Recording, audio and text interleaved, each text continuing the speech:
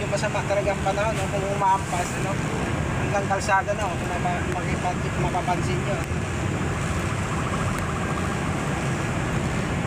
Dito yung banda sa, ano to, dito sa may patungo ng Naga. Ayun mga kaibigan, yung hampas ng araw.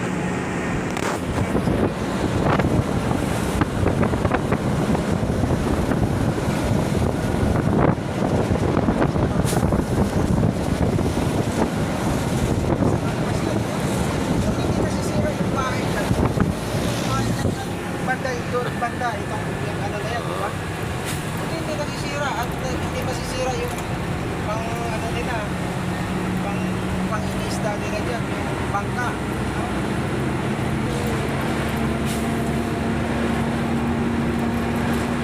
Saan ba banda yung ano?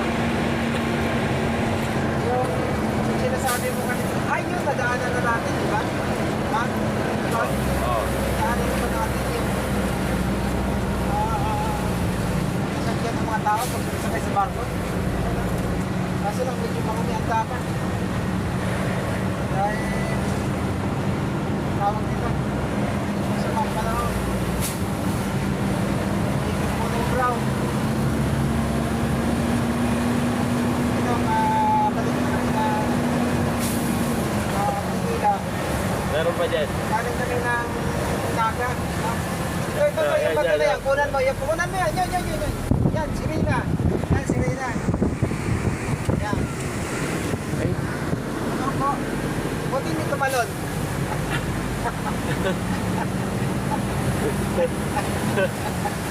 Then may spot Galing, ano? dito. Oo. Galing. Meron pa doon. Yeah. Mayroon kasi. Ayun isa nyo, dito. yung ano. Ito yung ano, ito yung tawag dito. Daungan ng ano? Bangka. Kasi dumadaan yung mga tao. Yung area na yan, daungan ng bangka. Medyo malubak ang ano dito. Kaya yung camera, medyo pabago-bago rin ng ano, flame. At ayan ako, tunan mo yan. Yan. Yung sa may gawing ano, yung sa kaya ng mga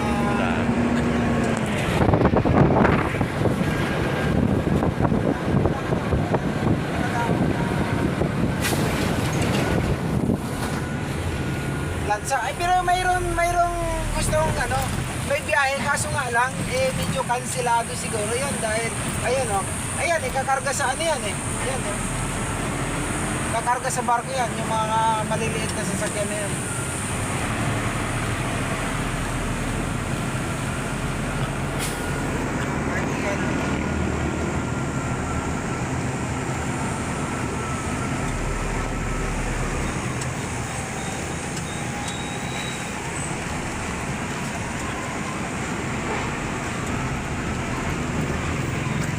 Maynila, Nicole, kaliwa. Lucina, kaliwa.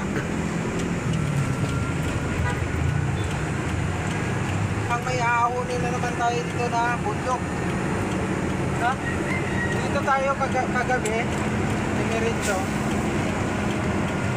Kumanan tayo, tama. Ha? So, Maynila na tayo. Sa lugar na to, maraming mga kahoy.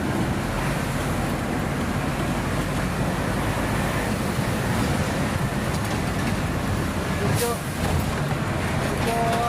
malalaki ang lupa. Sa madang panahon, buti hindi tayo inabot dun sa ano, papauwi na tayo ng Maynila. Nagkataon na doon tayo inabot. Nako, baka yung bundok na yon hindi tayo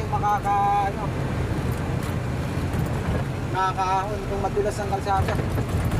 Kasi itong ano namin, itong gamit natin, ngayon, single lang to, hindi double.